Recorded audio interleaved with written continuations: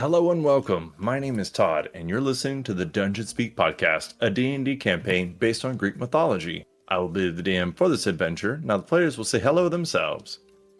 Hello, I am Macy, and I'll be playing Aldora. Bonjour, je m'appelle Dylan, et je suis Andrak. Hi, I'm Dimitris, and I'll be playing Kastor. Hi, I'm Becca, and I play Kiriki. Hello, I'm Kevin, and I play Malachi. Before we carry on with our normal intro, I want to give a quick congratulations to Macy and Dylan, who at a recent anime convention got an award for their cosplays. So whatever you're doing right now, stop and clap everywhere. Oh, except for you, person right there, the one driving. I wasn't talking to you. Put your hands back on the wheel. Oh, Whatever God. else, clap.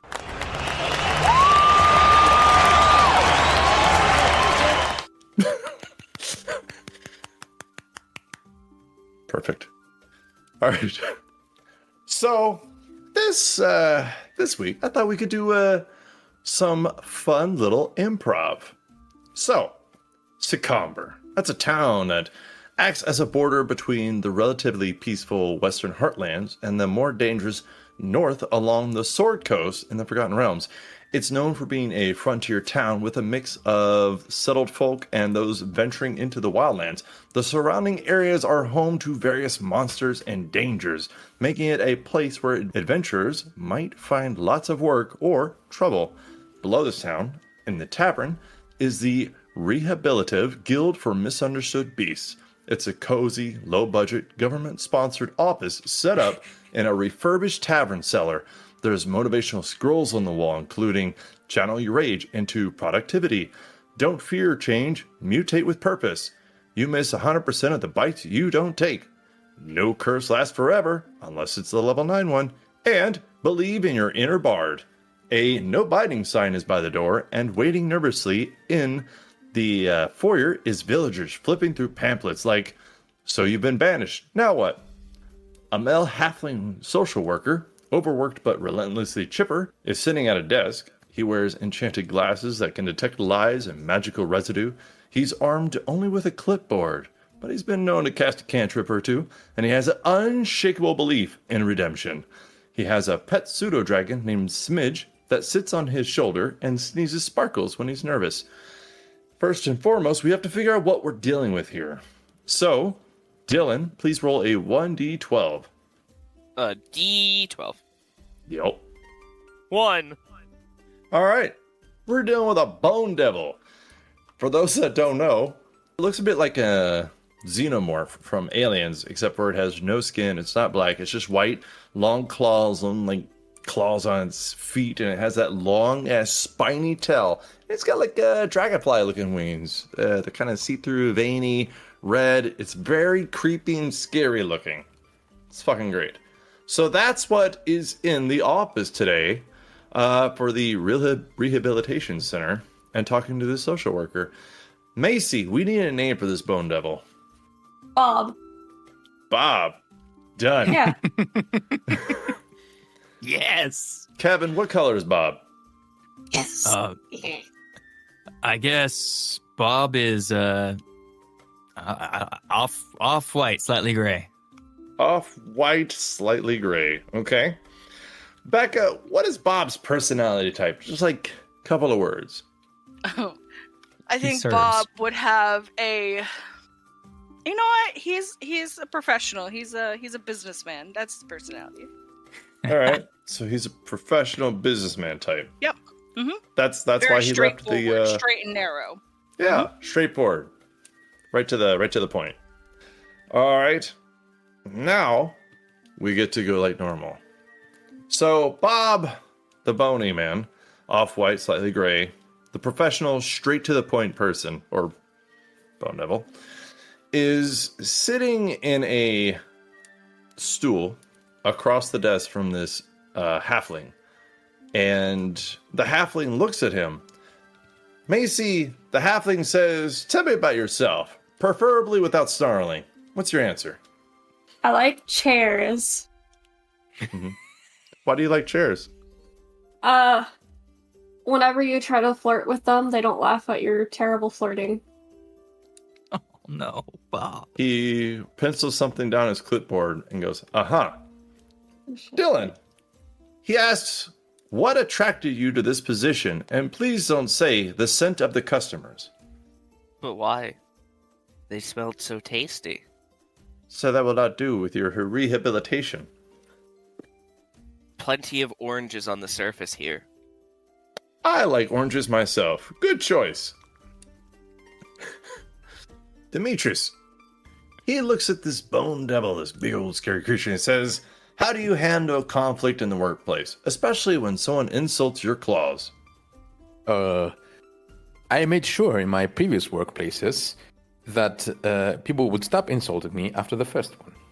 Oh, how did you manage that? I'm sorry, I signed an NDA and cannot say anything. He kind of bites down on the eraser of his pencil and goes, aha, and he writes it down. Becca, do you have reliable transportation, or do you fly, tunnel, or teleport to work? Well, I can fly, so I just fly to work. Oh, that's useful. Kevin, are you comfortable working in a team environment without devouring anyone? Is the team made up of other bone devils? Probably not. Can we circle back on that one? He just kind of looks at you, and then you see him draw something on the paper. You think it might be an X. Macy, he asks, what would you say is your greatest strength other than like a petrifying and fearful gaze? Like, what are you good at? Making people really uncomfortable. Perfect. I'm sure we could find a use for that somewhere. Dylan, and your biggest weakness? Be honest, no one's perfect. Not even liches. Radiant damage. Gotta say radiant damage. That's fair. The priest will get you. Gods Oh. don't like me, you know? Yes. Demetrius, can you lift 50 pounds without roaring in rage or summoning a storm? I believe I can. Great. We have one check mark. That's nice. Becca, have you ever been banished from a realm or cursed that is not necessarily a deal breaker? He smiles. Not recently. Oh. What do you say not recently? How long ago was it? 6 months. Uh-huh. He kind of jots something down. Looks back up. Kevin, how do you deal with rude customers or knights in disguise? Usually I ask them to leave with no hostility most of the time. Wow, that is really I didn't expect that of you. You're so big and scary. Yes. I believe you 100%. Macy, do you have any allergies to holy water, garlic, or silver cutlery? Garlic. Okay, yeah. That's okay. You can make your pee smell funny anyways. You don't want to stay away from that. Do you pee? No. Okay. Do you pee? What an interview question. Dylan, this job requires punctuality. How well do you understand linear time? I have lived long enough to know that time is not linear but cyclical. Everything comes around again. That's not creepy at all. He smiles. I've met you 35 times. 34 of them I've killed you. You see him write some notes. Like it doesn't look like a few notes, it looks like a sentence. Uh-huh. Demetrius, have you ever eaten a coworker, and would you do it again? Again, we're circling back to the NDA. I will neither confirm nor deny that.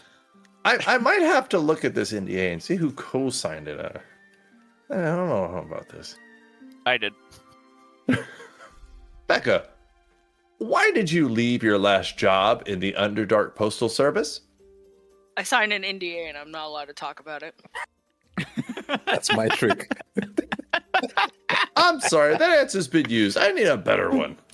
See, the thing about NDAs is you sign them and you can't talk about them. I can't afford a lawyer. Please don't ask me to talk about it anymore. Kevin, are you comfortable wearing uniforms or disguises that hide your wings, tentacles, or if you ever get it, multiple heads? That sounds kind of discriminatory. No. Perfect. Macy, can you work holidays, especially if it's a full moon or solar eclipse? Yes. Perfect answer. Dylan, what spells, abilities, or strange noises might disrupt a quiet workplace? I'm preferential to Power Word Kill and Finger of Death. Oh, But I do dabble in Fireball here and there. My wizarding roots, they come up here and there. yes, that's nice. More notes? Okay, that's nice. Demetrius, are you housebroken or dungeon broken, as it were? That would imply that I have a master. I have no master. Yes.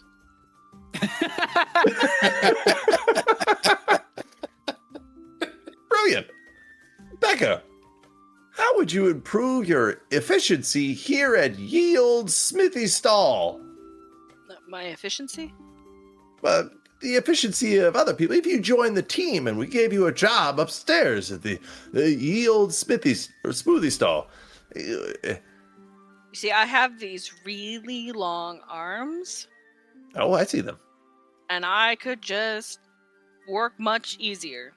Reaching around people, getting stuff off of high shelves. That's very intimidating. Thank you. Kevin, where do you see yourself in 5 centuries? Probably banished back to the hells, if I had to say. Hopefully with a higher kill count.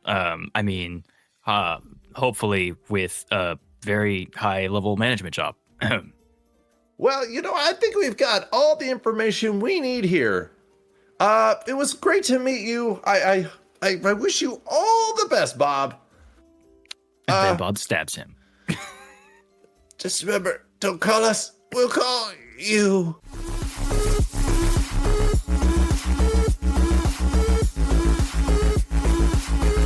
Hello, my name is Becca, and you are listening to the Dungeon Speak podcast.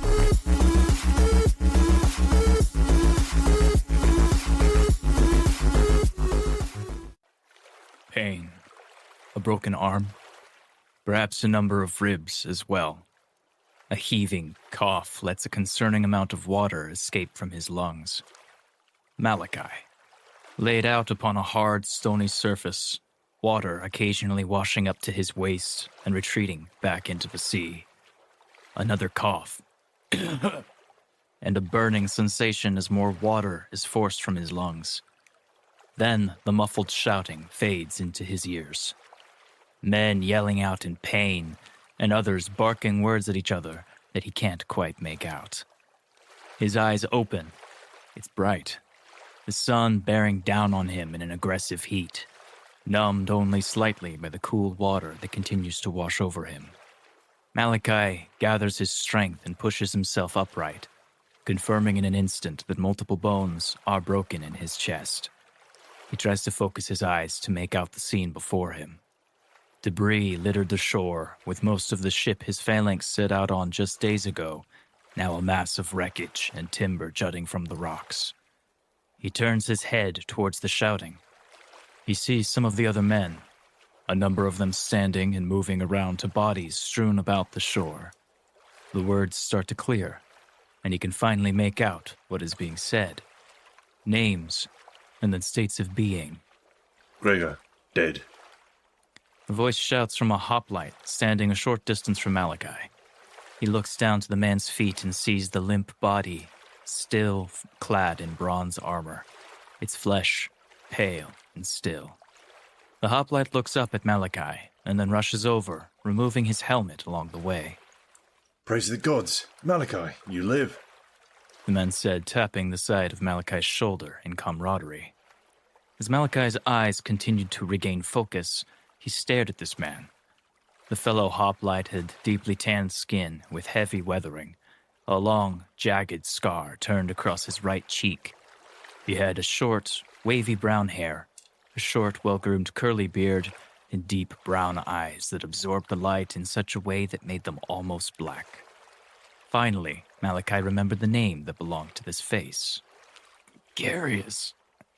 Merely breathing was a painful experience, and attempting to speak only heightened the issue. Go on, friend. Do not waste your energy speaking. You look injured. Here, let me help you to a more secure place. Garius said, wrapping his arms around Malachi's chest and beginning to drag him further inland. 3 days passed. As the remaining survivors of the crew made camp just a short way inland from the crash site. The dead were burned on the beach the second day, while those with some knowledge did what they could for the injured. Once a crew of over 40, now diminished just under a dozen men. The third night, the remaining hoplites gathered around a large bonfire, picking somberly at a small number of fish that they were able to spear.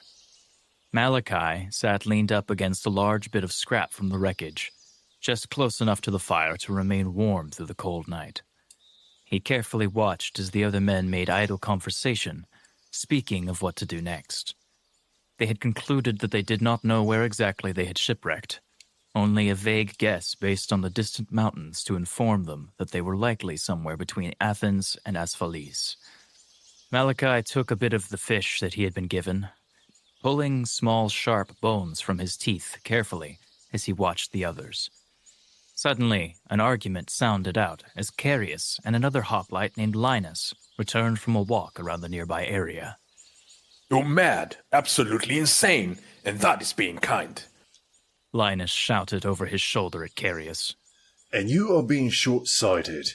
We have an opportunity here that you are ignoring. For what? Fealty to a city you don't even hail from? Carius responded. The two continued their exchange for a while, not attempting to hide their voices from the other men around them.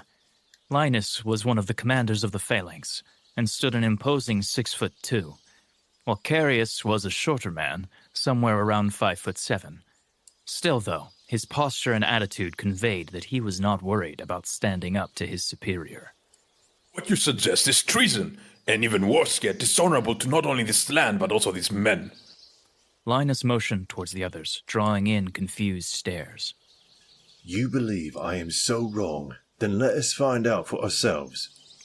Stepping past Linus, Carius moved to face the rest of the survivors.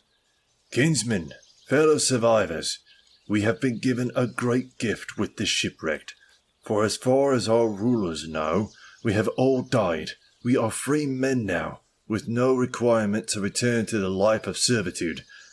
We could set up upon this land and make names for ourselves, become men of fortune by our own rules and rights. We are warriors, and the skills we have been taught could earn us riches. Linus stepped up to Carius' side, also facing the others. Do not heed his words. You are still hoplites of Athens. This shipwreck did not change that. Your oaths of service survive with your lives, and what this man suggests is treason. I will hear no more of this. Any more talk of desertion will be answered with a blade. Linus turned toward Carius, his hand on the hilt of his gladius. Do I make myself clear? Carius paused, taking a prolonged moment to answer. Fine, He said with a snarl. After that, Malachi watched the two men separate, each going to a different side of the bonfire. The rest of the evening, Malachi faded in and out of sleep, still weakened from his injuries. He opened his eyes at one point, the bonfire low and most of the men asleep around it. As he lowered himself to a more comfortable sleeping position, he glimpsed movement in the night. He could not make out what it was, but he assumed it was their night watch making the rounds of the outskirts of the camp. As he allowed his eyes to close again, Malachi is suddenly stirred awake by the sound of a shout. As quick as his injury would allow him, he sat up and looked around. He saw little in the vague light of the bonfire, now mostly embers, but the one thing he could see was Carius, standing over the sleeping form of Linus, not more than 15 feet away, sword drawn. Malachi rubbed his eyes, trying to get them to adjust, but as he pulled his hands away, Carius was walking towards him. As he grew closer, Malachi caught the gleam of blood across the blade of Carius's sword, the scar across his face catching the shadows of the dim light, casting a menacing shadow. Malachi scrambled to push himself up against the wreckage behind him, nowhere to escape as Carius loomed over Malachi. Looking beyond to Linus, Malachi realized in that moment that he was not sleeping, but dead. Carius had murdered him. Carius, what's going on? Malachi asked, holding his ribs as the pain spiked. A new dawn approaches, Malachi. We are free men now, and no one will take that from us. Carius squatted down to meet Malachi's eyes. Congratulations! For your first choice as a free man, you get to decide if you want to join us and share in the riches that await, or join the other sheep in the slaughter. Malachi stirs slightly, wincing as he disturbs his broken ribs. I swore an oath, Carius. I'm a soldier of Athens. Carius's face lowered into a scowl, his eyes drifting to the bandages wrapped around Malachi's chest. You're injured, he said, pressing his fingers against Malachi's broken ribs, sending jolts of pain throughout his body. You're obviously not thinking clearly. Maybe you'll change your mind when you've had more time to think. With that, Carius pulled his sword arm up and brought the heavy pommel of the gladius down into Malachi's head, knocking him unconscious. When Malachi finally awoke again, he was on a makeshift stretcher made from remains of the ship's sails, being carried by 2 other men. He looked around as best he could, trying to understand what was happening. He saw 9 men, marching in a line through the wilderness. He cranked his head as far as he could to see the front, just barely made out the figure at the front. Carius. What is... Shut up! Came a swift retort from one of the men carrying him. Malachi closed his mouth, still feeling the stinging pain from his various wounds. He drifted back to sleep shortly after. Time became foggy for Malachi in the coming days. As the troop continued to march across Greece, every night that they rested, however, Carius would sit next to Malachi and speak to him about the glory of what they could be. He would talk of using their training as hired mercenaries, solving problems for wealthy merchants and lords for heaps of coin. As time would go on, the pondering would grow more extreme, as Carius would start using phrases like, take what we want and kill who we want. Every conversation, Carius seemed to become more and more obsessed with the concept that they were free men. As Malachi steadily healed, he was eventually strong enough to walk and lift again. It was at this time that Carius offered him another opportunity to join them. Malachi refused again. And so Carius would begin forcing Malachi to carry his things, clean his armor, sharpen his weapons, and other tasks fitting of a servant or slave. Any refusal or rebellion from Malachi would result in punishment. Carius would beat and cut him, using Malachi as an example of what denying him would get a man. Months would come to pass, and even years. The group of former hoplites would become a company of brigand mercenaries, killing and raiding for anyone who would pay for their swords, and on occasion, just for their own enjoyment. Malachi watched men he once thought honorable descend into the most vile and dishonorable bastards he could imagine. What's worse, after years of forced servitude and torture at the hands of Carius, he felt so much disdain and hatred in his own heart that their actions started to make sense. He would spend some nights wondering why he even cared about things like honor or virtue. Why should he continue to suffer when he was no less of a man or warrior than any of them? One night, after slightly more than 2 years of this routine, while Malachi was bringing Carius a plate of stolen lamb inside a villa they had just ransacked, he asked Carius a question. I still a free man? Curious raised an eyebrow at the question. I don't know, Malachi. Are you? Malachi locked eyes with Carius and tossed the plate to the side, the bronze metal clattering loudly as Lamb went sliding across the floor. I am. And I'm done being your dog. To hell with Athens, to hell with the oaths. I'm ready to live free. As an equal. Carius smiled, his yellow crooked teeth on full display, the corners of his mouth distorting the scar on his face. He stood to his feet and grasped his hand tightly onto Malachi's shoulder. 2 years, and finally you grow some balls. Welcome to the company, officially, Malachi. Free man.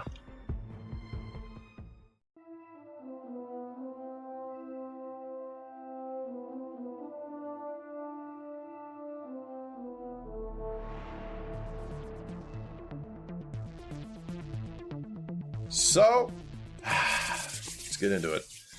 Previously on the Dungeon Speak podcast, the party started looping back and around as the grove is almost completely cleared. They met a person that seemed surrounded by a blinding light that opened a lock to a chest. They found many items belonging to Aphrodite, one of which was a scroll that set off a countdown, as well as beguiling the party so that if or when they met Aphrodite, she would be able to take complete control of them. Well, everybody except for Malachi.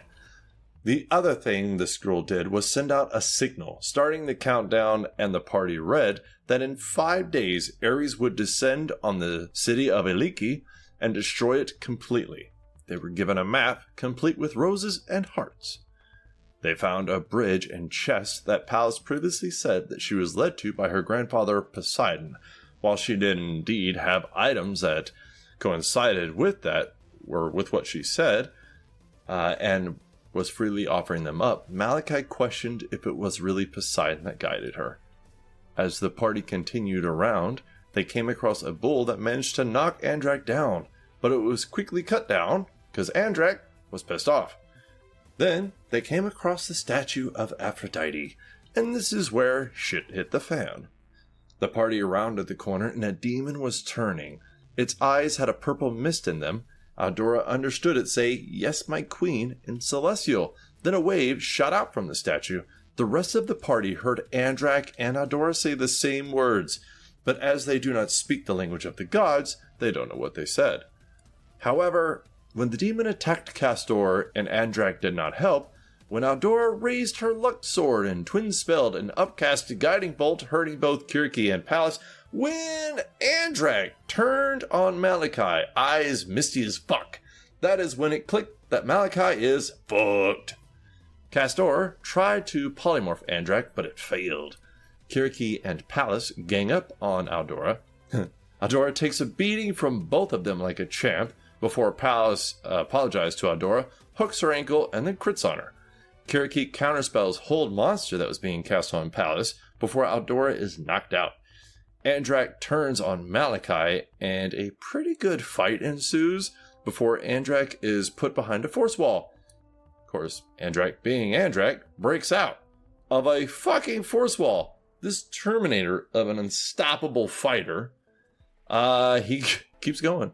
Aldora is dragged over to Andrak, and the wall is put up again. The demon, at this point, is dead.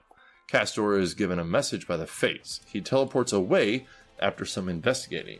Kiriki hurries after him, so she's fucking gone.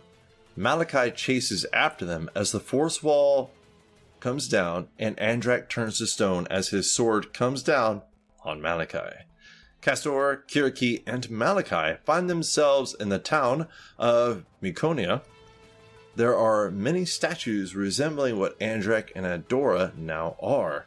After some exploring and investigating, they found a couple that made a deal with a demon. The couple stays happily in love, but in exchange, all people who show any kind of feeling towards one another are turned to a purple-colored stone. The three of them interrogate the couple before finding the source of the demon. They communicate with who they think is the demon who the couple had made a deal with. After some talking to the book that is being used, it siphons life from Kiriki before a demon is conjured before them. In the cave they currently are in, the demon stands with no tongue, no eyes, severed limbs, and looks recently cut up.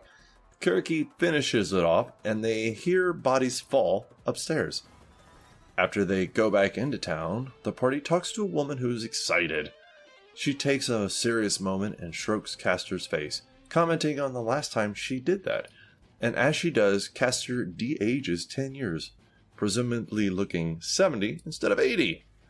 Then the party teleports back.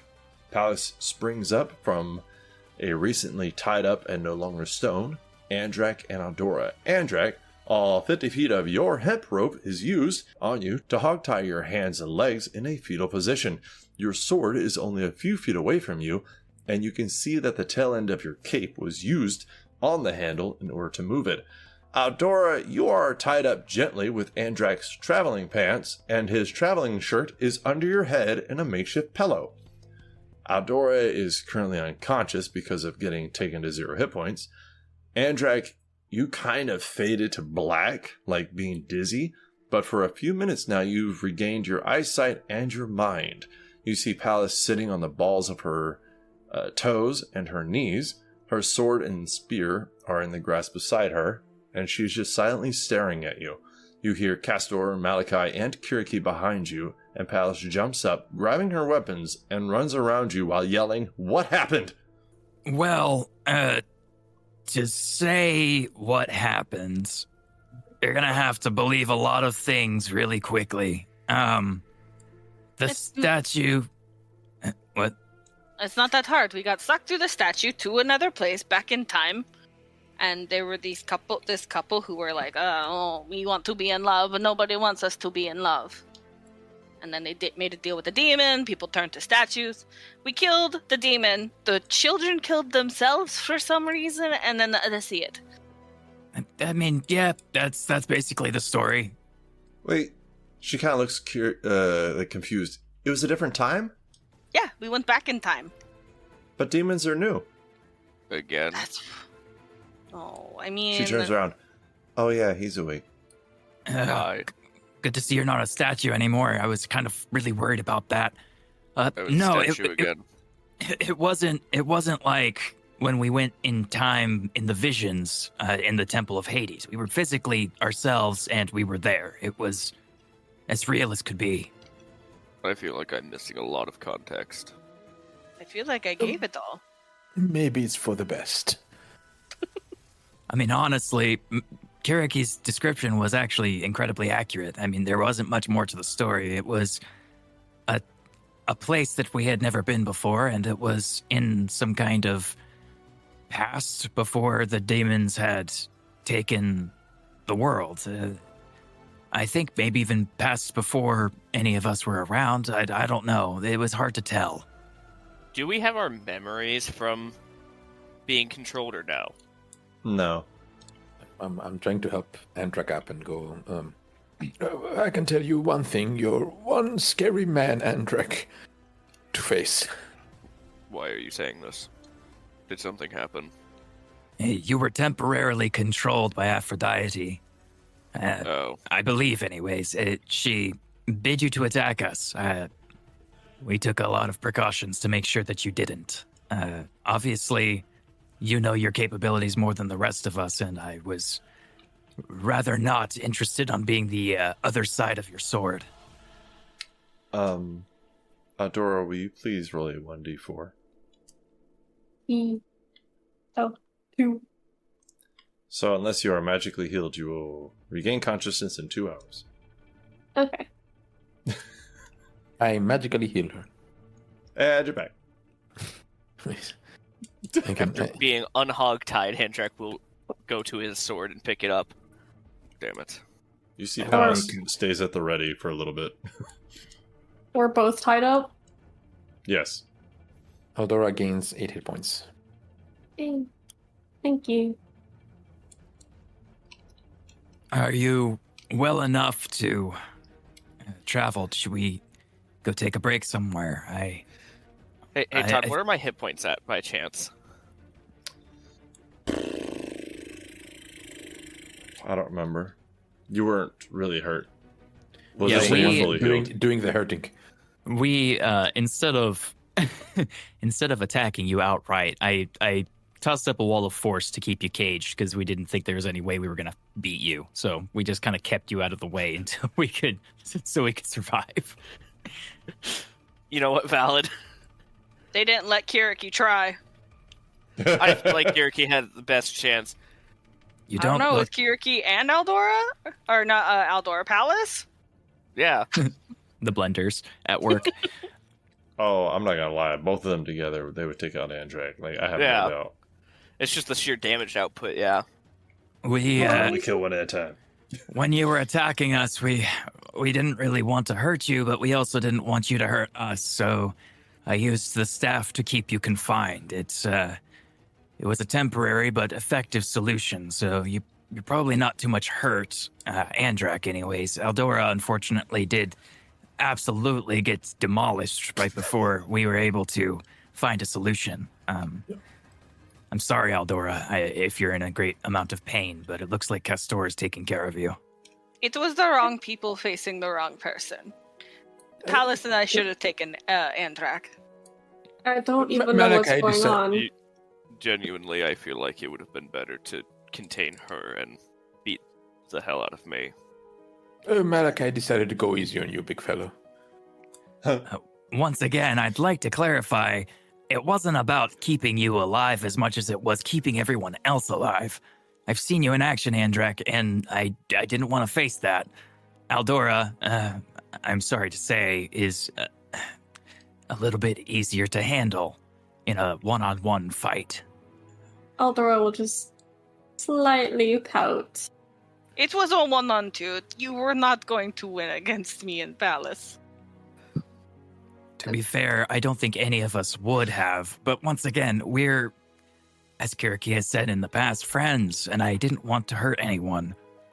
Like, Even if the Oh. goddess had taken your minds, that doesn't make you any less people, that we're together in this group, and killing you would not be the right choice. No, we weren't going to kill them. We were just going to knock them out, like we did with Aldora.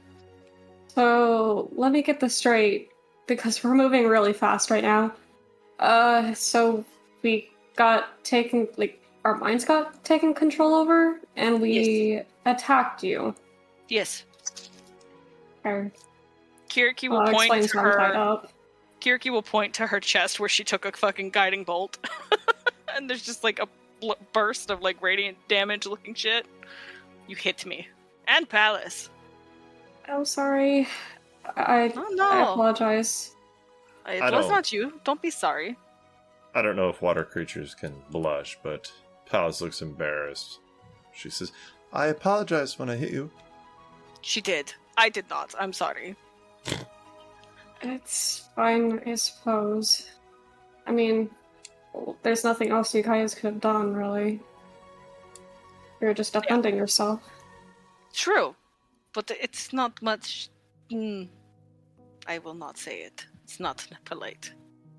Let's not As dwell long as- on what happened anymore. I would say it doesn't make it any better. I would tend to agree. It is a past event. You're both alive. Maybe worse for wear, some of you, but we are fine now. It seems that the spell has lifted. You are no longer petrified, and there's very little left for us to discover here, I think. So, Do you guys need healing? You should worry about yourself. yeah, I think you're the one who took the She- most out of all of us. Does that thing that gets everybody, remember? Yes, I can heal all of us, including myself, if it's needed. I know I'm probably in the worst for wear, but I'm still supposed to support you guys. So please, let me if I need to. If you're really hurt, I still have some oomph left in me. I can still cure your wounds if needed. I would not say no to more healing. However, it's also something that we could attempt to just find a place to rest, and perhaps all of us could benefit from that instead of you wasting Yes. any of your energy. We could take a breather, I would agree. Palace smiles. Probably. I rested when they were stone. I was turned to stone again.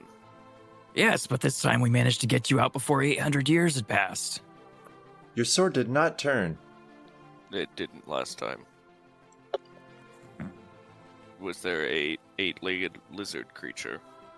Again. An 8-legged lizard creature? No, it was the statue. Aphrodite. Okay, as long as you didn't have to face one of those creatures. They're very fast. Can I make a history check on an 8-legged creature that turns you to stone? I will also need to... Are you talking about a basilisk? Yeah, that's what turned him okay. to stone. Yeah, what's her name? He doesn't know what the fuck they are. Kiriki, go ahead and roll a history check. That was his first time encountering one. I It don't didn't remember go well. 15. What now? A 15. So you probably know the name. Maybe not great details, weaknesses, or anything like that, but you're probably like, I think it's called a basilisk. I think they're called basilisk, but I have not really seen one. Basilisk. Well, I will definitely keep my eyes open for an 8-legged creature that can turn someone into stone. Thank the gods, I don't Right. think we'll have to worry about such monstrosities instead of, more or less just the demons right now.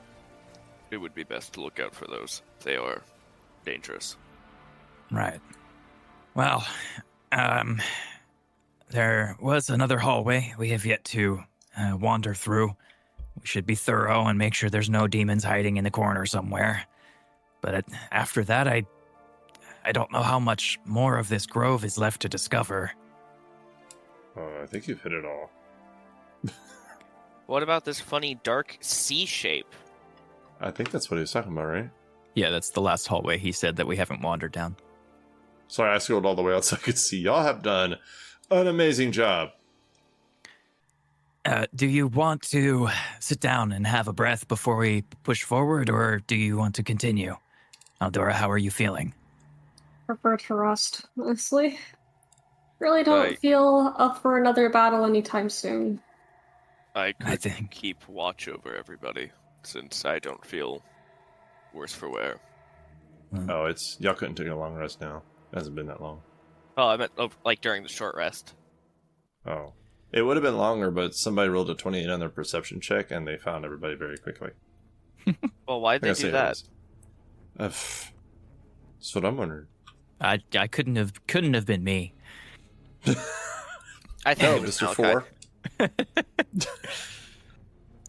4. Yes, that's absolutely fine. I honestly could use a second to think about what we just went through ourselves, so everybody take a breath, sit down, have some rest, find a comfortable bed of flowers. Malachi is going to kind of park himself along the wall, a little closer to the Aphrodite statue, but not too far from the hallway itself in case something tries to ambush them during their rest. He's going to sit down, lean his back against the hedge wall, and open his book and take a little bit of a read. Palace is going to be inspecting the statue and the ground around it. Aldora's gonna kind of just lean up against the wall, while sitting, and just close her eyes and try to get at least a small amount of rest. I'm This is a going statue of Aphrodite? Mm-hmm. Okay. Yes. Just double checking.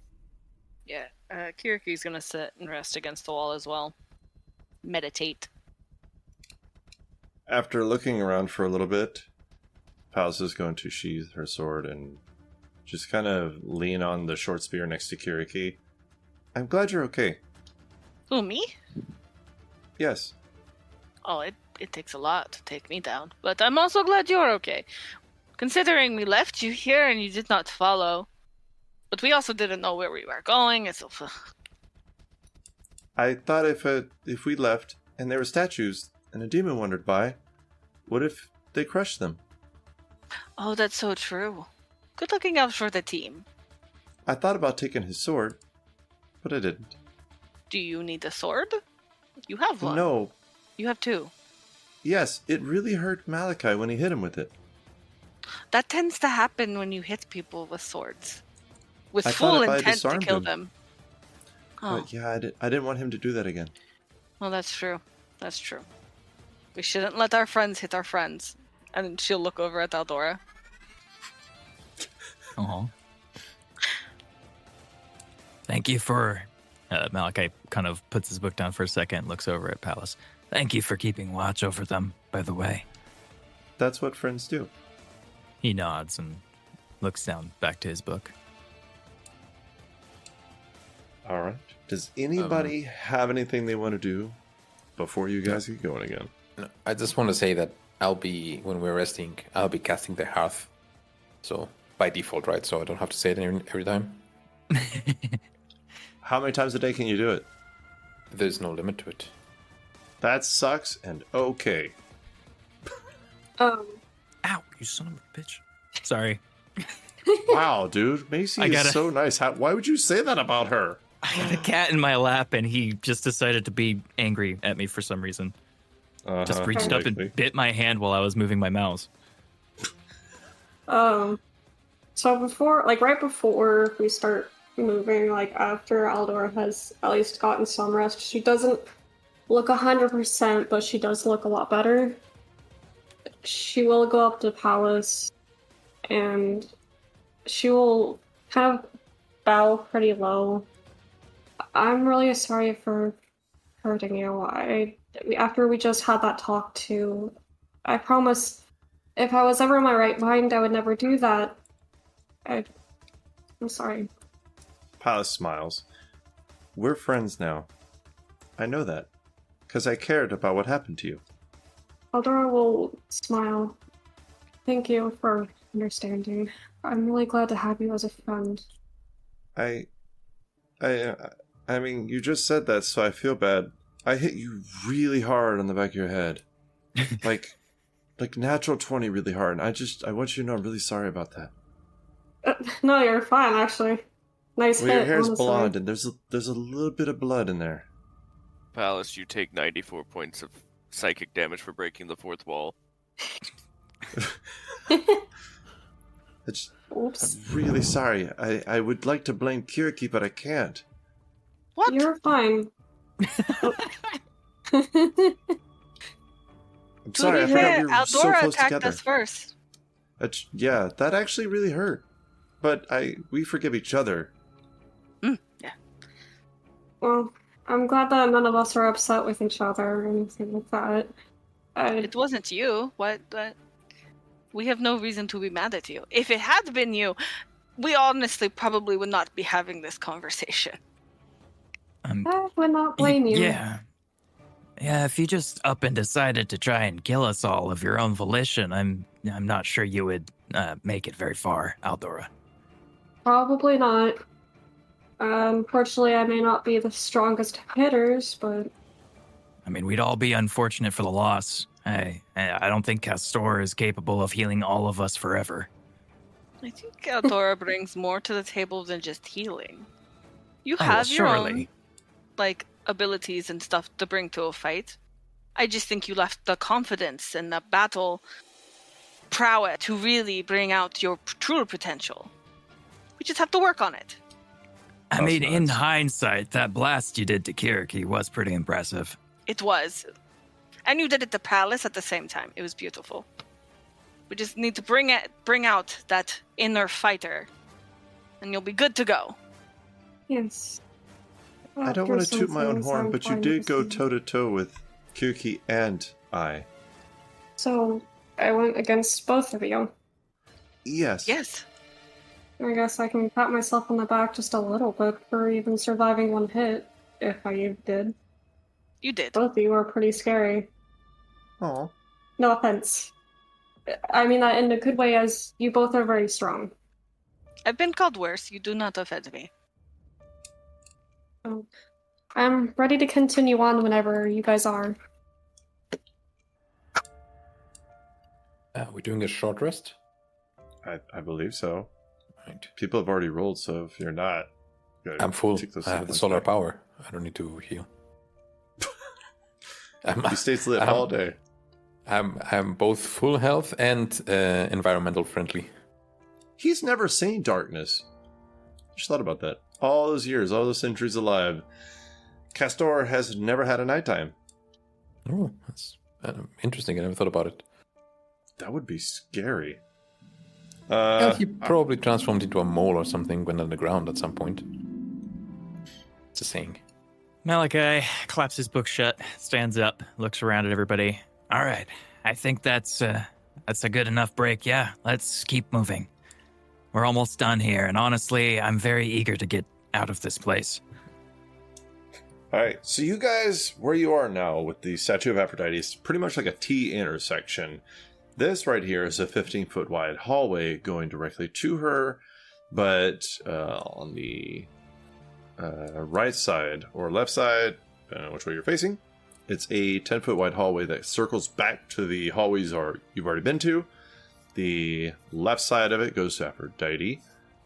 Going back would be the way you came. Going forward, it goes about 20-25 feet, and then it turns off to the right. So you can go back and to the left, or forward and to the right. Or you can go around the hallway that curves back. Do you want to flip a coin, or...? I was waiting for somebody to say something. I mean, Malachi's in the middle, so I think it's Kirky and Andrak who are leading us usually. I suplex it, Malachi. No, don't do that. No, Dylan does that. Oh, interesting. You take 94 points of psychic damage for breaking the fourth wall. Fuck! I died. Uh, I feel like we should just go back around to get to the intersection. Yeah, if we go down, take a... Let's see here. If I follow the directioning correctly, we'll go down, take a right, and then go forward, take a right, go forward, take a left, and that'll be to where we need to go. And we make another left turn. Freaking NASCAR up in this bitch. Andrak will take back up the lead. Is Malachi going to be behind Andrak? Yes, Malachi usually walks behind Andrak next to Kastor. Andrak will pat Malachi on the shoulder. Good job not dying. Thank you. It's getting a little easier, I think. It's almost as if the enemies are drawn to hurting me or something. It's crazy. Could also have something to do with the fact that I'm a little faster than you on the draw, and usually I run in before you get there and take all the hits for me. So I'll try and be better about that too. I know I've said it before, but I really am trying. No, honestly, I kind of feel bad with how many times that our own allies have accidentally hit you. It was mostly me, to be honest. You seem to be a magnet for friendly fire. In terms of the rest of the party that gets attacked, it's probably best it's me. I have a working arrangement with the god of death, so if I do die, I'm sure it's not the worst thing that could happen. God of the dead. Different. Do we need to turn off friendly fire? I'm kidding. I'm kidding. Hey Todd, can we You turn take off friendly 90 points of psychic damage for breaking the fourth wall.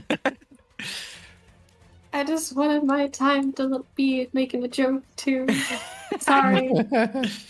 She wants to make the jokes too. I'm waiting No, for I wanted to everybody be to funny. regroup. I tried.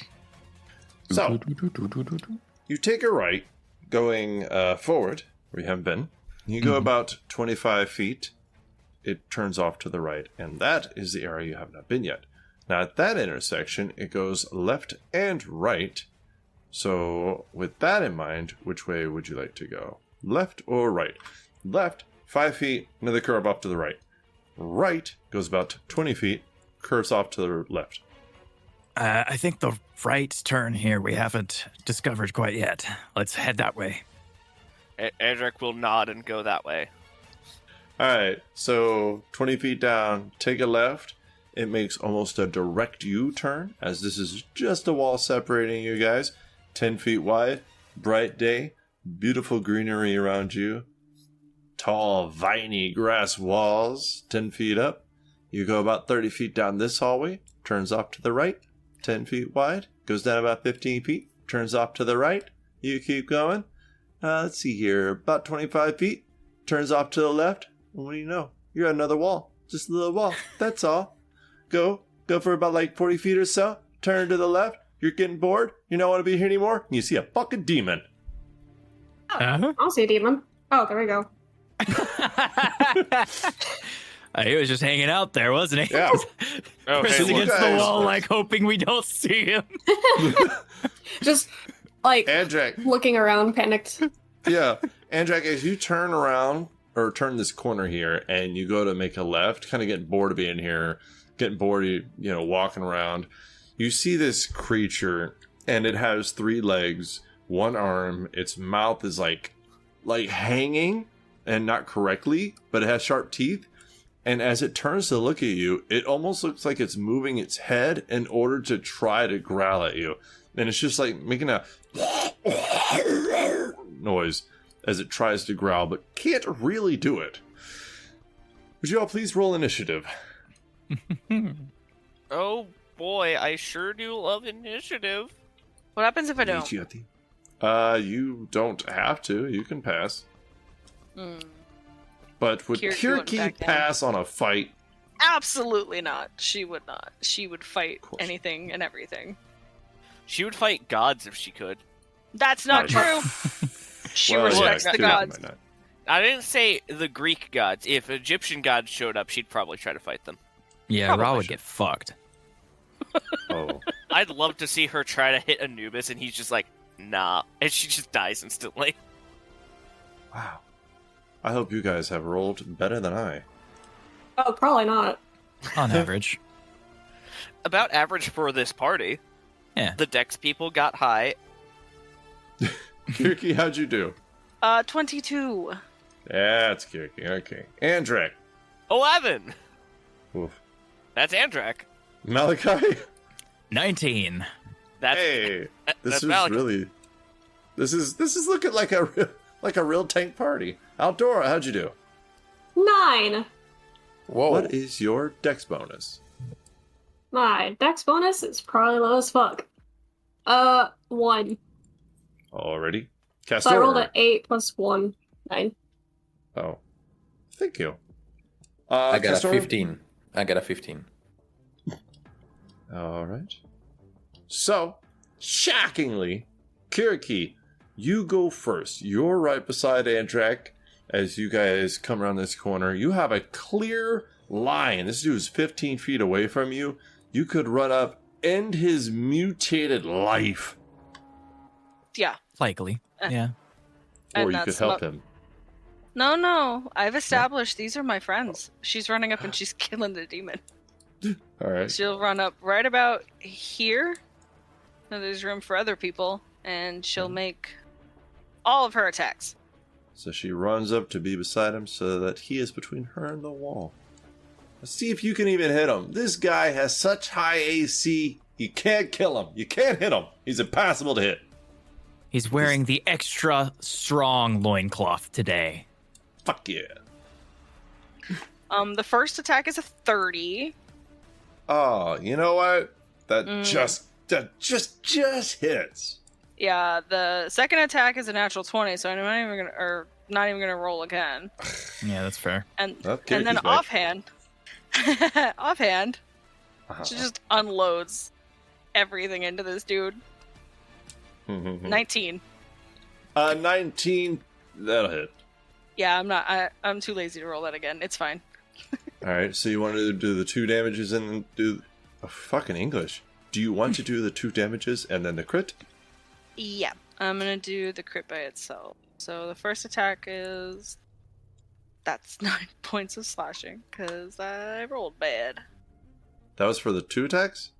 That was for the first attack, Oh, okay. and then The the last second attack is offhand. yeah, right? yeah. So it has to be separate. So another 3 slashing damage. Bean. So you barely hurt this guy. He just looks at you like. Yeah. Yeah. It's talking all Crit. this shit. You better do good because he's gonna turn around. And he's gonna kill Kiriki with his 1 arm. I'm sure he will. He's gonna break his 1 arm on her. 17, and then the D100. Give it to me. 84. Ooh. 84, an abdominal. He's ripped open. Roll for death. So I'm gonna roll a Constitution check. If he passes, it's a quarter of his hit points in damage plus what you've done. If he fails, then he takes half his hit points in damage. Which I will tell you now is more damage than you can do in one hit. That might not be true, but it probably is. God, I hope so, because that's a lot. All right, well, not a lot. All right, anyways. No more stalling. Let's go, buddy. Really? 9 advantage? Not great. Shockingly, not a very constitutional creature. Weird. Oh, but I did get a 21. So he did pass. So he takes a quarter, which is 2 hit points. 20 plus 17. Well, I just realized, I was like, fuck, that means they're going to know how many hit points these creatures have. It's not going to matter in about 3 minutes. It's fine. Yeah. I'll say it in my head from now on. Alright, so he's going to take 37 points of damage from that one hit. Mm-hmm. He's still alive-ish. I mean, he didn't look great to start with, but he's got like this black blood all over this pretty and beautiful green grass of the grove. So, you know, that's kind of fucked up, but it's okay. It'll be Malachi. eaten by the grass. Malachi, it's your turn. You have to go around Andrak, but otherwise you can get up there, help him, patch him, heal him, kill Kiriki, lead him to victory. No. Malachi is going to move past Andrak, move in front of Andrak, think about it for a second, move back next to Andrak, and then cast 2 rays of Eldritch Blast at the creature. The first ray is a 32 to hit. A 32 will hit. Yeah. Oh, good. And the second one's a 30 to hit. Yes. Do. When do you get a third beam? It's not anytime soon, is it? I don't know. I'll have to look at that later. No need. It's okay. Okay. He takes 29 points of damage from the 2 Eldritch Blasts. Oh, yeah, he's still alive. Okay. That was a bonus action. Second action, here comes 2 more. Oh, son of a bitch. Dylan, how many hit points do you think he has? 8. He's got 4. Well, first attack is a 30 to hit. And the second one is a 16. Oh. Yeah, those both hit. Okay, well, it was worth a shot to give him a chance, but he's going to take an additional 24 points of damage. And with that, you know what? You blow him the fuck away. What does this look like? Because he's just like way negative.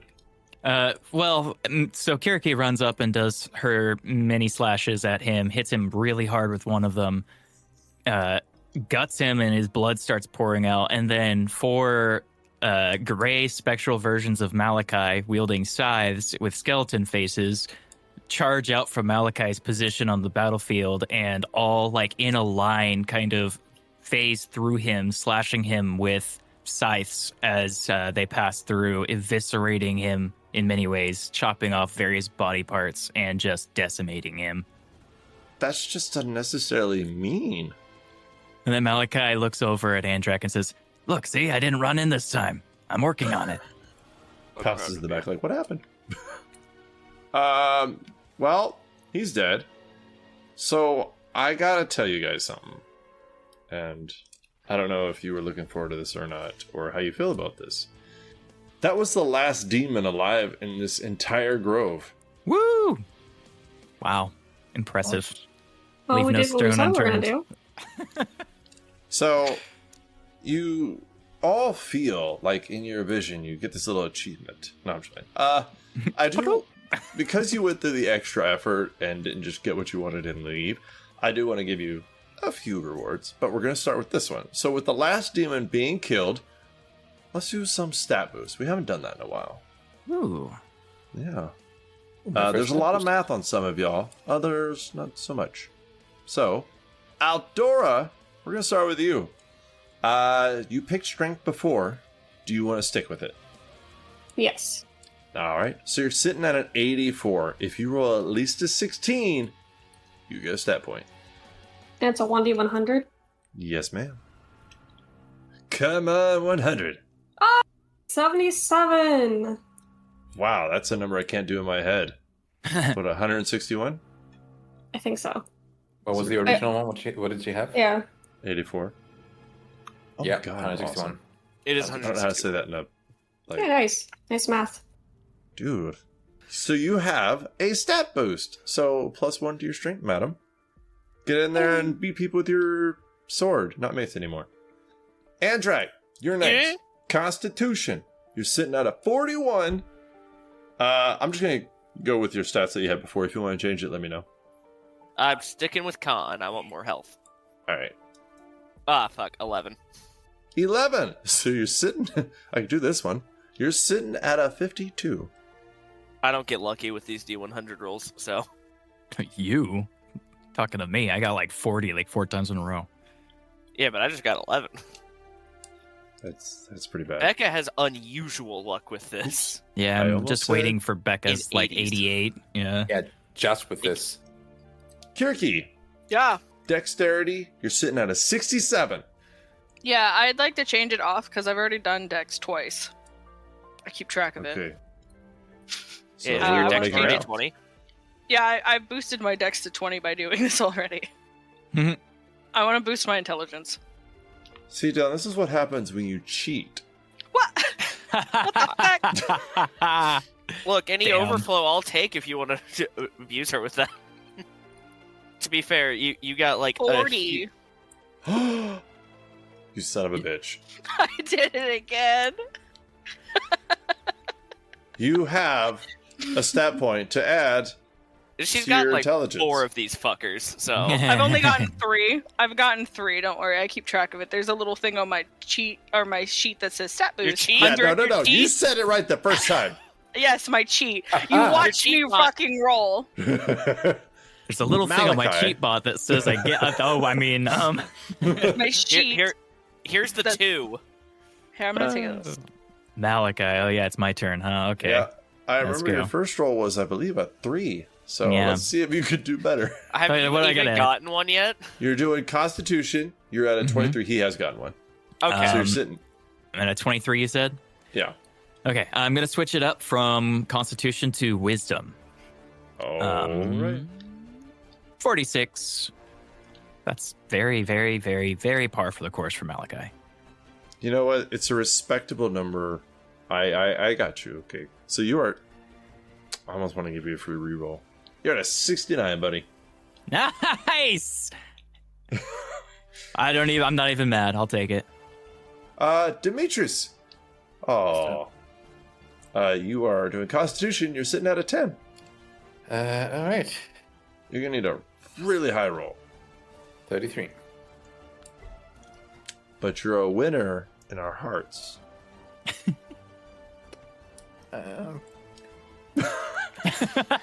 Okay. All Oh, good right. Constitution. So again, everybody did okay. Becca got a point. That's fine. All right. So this demon falls. Kiriki looks smarter all of a sudden. She puts on some glasses, and you don't even know who she is. It's weird how that works. Clark Kent, what are you doing here? Go forward 20 feet, left into that opening that you came from. All right, we can do this. I don't know where you want to go from here. Your only issue in this entire place is the harp room. And I'm not even going to call it an issue because dealing with it, you have done some things, you've done some experience or experiments, and you feel like it's a little bit beyond you to deal with it. And there's the broken statue of Apollo. Oh, but yeah. Malachi kind of looks around. I don't know. I feel like we've gone as far as we can. We've done what we should. We should try and find a way out of this place now. Kastor, I don't suppose you actually know explicitly how to get out of this place. Or how to get Well- back to your room, I guess. Can I orient myself enough to take us there? Make a survival check. A survival check. Jeez. Yeah. Louise. Oh yeah, I like that. I'm good at that. Some say you're a Sorry, I druid. meant You to better say be good at make a- survival. Oh, no, Make a take stealth that, please. check. I'm better at those with the pass. Ah, Jesus. With that risk. Oh, Jesus! I rolled an 11 Wow. Total? total Oh, with okay. a +9. So you kind of look out this doorway. You look left. You look right. You know if you go straight ahead, and then you go left. Oh wait, no, it was right. Well, no, wait. I would use an inspiration, but I do like the fact that I'm just a disoriented old man. Like, go like, no, I believe it's this way. No, and then I turn to the other side and then go to the other side a few steps. I'm like, no, and then I try to look at the sun and the position, and then, oh my, yeah. You could just say you don't know. It's fine. Nobody's gonna judge you for it.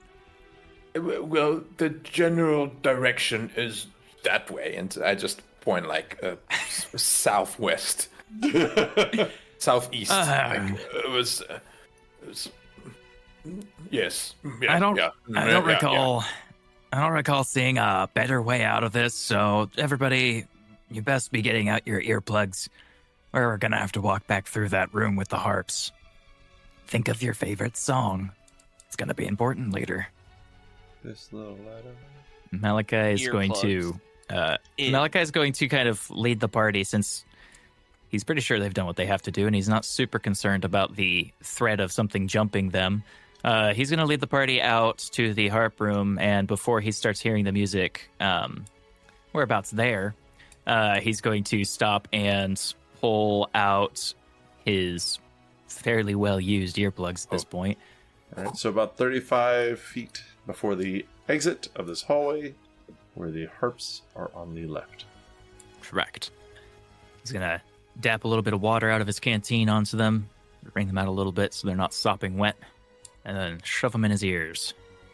And also use the rope to tie everybody around each other so we can, link this chain. Yes, he leaves that to the very professional hands of Andrak. Andrak's great at tying rope. I imagine being on a ship for a long period of time will do that to you. You become like the anchor knot, and Andrak just flicks the rope around you multiple times, and you're perfectly tied. And you're like, what the fuck? Pass will hold her hands up, waiting to be tied like a child. Like, whee! You know those perfect figure 8 knots that people use on docks? He just flicks it once, and you get a perfect figure 8 around you, and you're like, what the fuck is going on? I mean, I would assume a few hundred years of practice, yeah. Yeah. Doesn't Pallas ask for Malachi to tie her? All those boats. Oh yeah, I should leave Pallas untied for Malachi. I don't do that. She flicks her fingers like a child who wants to be picked up. Uppies. How tall is Pallas? She's like 6 foot almost, I think. Yeah. Jesus Christ, everybody except poor Aldora is tall. Actually, no, I'm sorry. Pallas is much shorter than that. She's 5'5". Oh. Oh. Okay, so she's the same height as Aldora. Yeah. Short queens. Malachi looks at the group after they're all adequately connected together. I guess I'll lead the way, right? What? He just shakes his head and waves his hands for them to start walking with him, and he'll begin the trudge into the musical room. It's called being in character. All right. You get to the end of the hall. You take a left. Let's go down the line. Andrak, wisdom saving throw with advantage, sir. +4 if you're singing a ditty. A humble tune. You can't give us space to talk. It's a +4, right? If we're singing a little hum. You can't give us space to talk. We're gonna go off on a tangent somewhere, man. What are we doing? Yeah. He's rolling. Wisdom saving throw with advantage +4.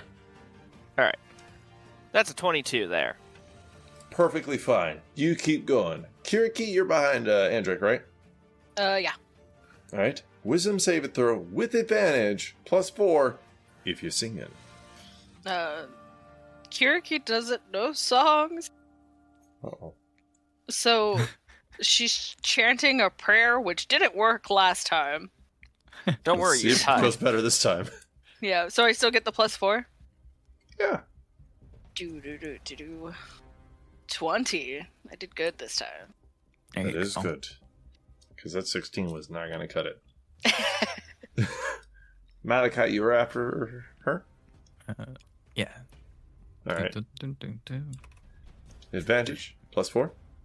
dun. That's a natural 24-31. You're really like focused on the song. You're like, wait, were those the words? No, it was these words. Da-da-da-da. And the next thing you know, you're through the room. Oh, never mind. Wait, no, wait. Kastor, wisdom save throw with advantage. Do you know any songs? I think Kastor, the only song he's ever heard is a song from the harps, so it's not helping. Did his mom ever sing him a song? Maybe. I don't know. Maybe. Actually, no. He have heard the gods partying inside the grove, I guess, at some point. So he has heard music and merriment and, people stumbling out like a club, singing when they're leaving the grove. That's like growing up to hearing Journey and then you hear a local band. I mean, He's I'm like sure the old man at the coat service, where you put coat when you leave your coat. the coat check, yeah. Yeah, exactly. Thank you, the coat check, yeah. So, with a +4 on top. Mm-hmm. Yes, sir. Oh, that's What is your wisdom saving throw with that +4? I don't want to know. 14. Oh, gosh. Still failable, though. No, actually it is. Let me roll that advantage. There we go, much better. I rolled a 30. A 30. You are perfectly fine. Aldora, do you want to be at the back or do you want Palace to be at the back? I'll be in the back. Okay. As you guys get to the end of the hall, you see Palace point her finger towards her head and you see a bubble of water go up there and then she just kind of shapes it to be kind of like a dome, like an astronaut's helmet above her head, and she looks back at you. One of the friends!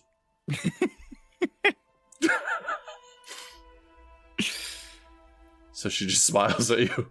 Aldora, wisdom saving throw with advantage, +4. What song are you singing?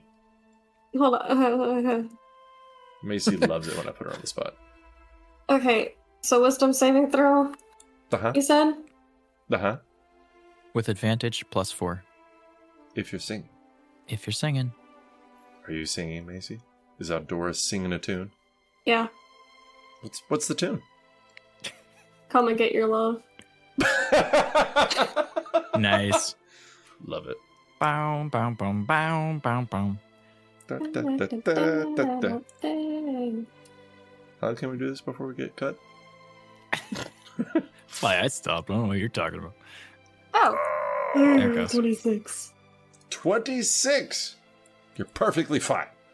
You all make it through the hot room. You see the corpses of the demons. Where are you going? Out of the harp room, towards the direction that he led us in. Oh wait, we gotta go south. My bad. Whoop. I know what I'm doing. You'll see the corpses of the demons that Malachi brutally murdered in cold blood because they weren't even fighting. So Yeah. that is Fuck technically those murder. demons. Yeah, you see the crumbled statue of Apollo on the ground, which actually nobody else has really seen it close. Anybody want to take a peek while we're walking through? Because Malachi certainly looked at it more than he wants to. No, I feel like Kiriki would lose any form of concentration, trying to keep herself from not getting completely under spell, because I barely passed, let's be honest. Maybe that's why. Seeing the broken No, we're statue trying to of a leave. god. We'll I just don't have think- to tell Apollo later. If I remember correctly, I don't think Kiriki really cares about Paul all that much. It's true. Yeah, fuck Paul. Paul. Fuck. Paul? Fuck Paul Rudd. No, can't say No. that. That's what she illegal. said. Wonderful. I would hold No. him like a baby. I said Paul. What'd you say? Yeah, Paul Rudd. I No. just said Paul because the way Kevin said Apollo sounded like Paul. Oh, are we talking about Paul, the Nickelodeon monkey? Just a Paul. Any Paul. Dylan. It doesn't matter. And you Dylan, guys just find mute yourself. yourselves at the entrance. The large, circular, almost vault-looking door that led into this grove. Into the room where you met Beaver. Kastor the Beaver. Malachi stops once we get into the room, kind of leans over, resting his hands on his knees for a second, takes a deep breath, and then looks over at Kastor. Well, have you decided that you're going to come with us? If the gods allow me, I would like to join you. And I don't think there's anything left for me to guard here anymore. Well, the gods are actively waging war against a demon incursion across the land, and I don't know if... I don't know the gods very well, but I don't know if partying's going to be on their mind for a while, so... I think they'd probably be relatively okay with you saving the world with them, right? I would like to do my part. I think I've stayed here longer enough. Perhaps you could just consider the entire country the grove to protect now. That is a very nice way to put it. And of course, only if all of you would put up with the antics of an old man for a little bit longer. I was about to ask, and not to be rude, Kastor, but are you capable of walking long distances? I know we circled around the grove for a while, but we slept a lot, and sometimes, there's inclines and rough terrain, and I wasn't sure if you could walk it. I'm sure Andrak could carry you. He gives Like a a princess. smirk because she's being a little bit teasing and also insulting at the same time. and he goes, My dear girl, I am a druid. I can walk, run, fly, and swim whenever I want to. Oh, perfect. Then we wouldn't have to worry about you then. I think we are also forgetting a larger companion of ours who could Oh, carry him. What? I forgot he was outside. He is Oh, outside. man, you ruined the surprise round. Okay. No, we haven't. You'll love him. I love him. And I No. can't wait for you to meet him. What are Don't we spoil talking it. about? Who are you talking about? You'll see. I can't Andrak believe you will- forgot. Exit. Oh, Andrak goes out. oh, yeah, that's even I right. understood what they're talking about. Come on. Andrak, Kastor- as you go outside, there's a different smell. There's a different feeling. You're used to being in a grove that was cared for, created. Everything about it was by the gods. And now you're back into the real world, affected by humans and demons. And it's just, there's a smell. The air's not the same. The temperature's not the same. It's a little bit dusk. You don't It smells think like this... shit out here. It does. And then you do see Ethan. It looks like he's pacing and he's smelling. And then he sees you and he kind of like snorts. Like, you're not a dork. Fuck out of the way. Andrak will nod and then step forward because he's just waiting. Aldora will. Oh, sorry. You can go ahead. No, go ahead. That's your dinosaur. Aldora will step out. Ethan, I'm back. As you step out, Andrak, you feel the ground shake, which is weird because you guys inside the group don't actually feel the ground shake or even hear it. You just see Aldora step out, look around, it looks like she calls, and then you just see this like motion of a giant blue scale as she seems to disappear. You know what? I'll ask first. Aldora, does a 24 athletics check, is that pretty good? I don't want to go without giving you a chance. It's a contested My grapple. athletics Yeah. is not the best. Go ahead, roll it. Well, I got a natural 10 for a 13. All right. So you guys see Aldora disappear as she is slammed into, and this thing's on top of her foot, on her kind of leg, but gently so that no claws are on it, and it's leaning down and just like aggressively nudging her and Aw. just rubbing against her and making this weird sound that you never thought a creature this many thousands of pounds and this size and this strength could ever make. It's almost like a weird, like high-pitched purring sound. Aldora is going to pat Ethan on, like, kind of by the nostril. I get it. I missed you too. I'm glad to see you again, that you're doing okay. I was actually worried if you had gotten hurt. It doesn't understand you. It just loves hearing you talk. It just looks you in the eyes with its big old yellow eyes. Just making that sound, then nudging against you. After some time, I will assume that Ethan will kind of move out of the way, and Aldora will stand up. He will take his place behind you. So, Kastor, she will point up to the giant reptile. This is Ethan.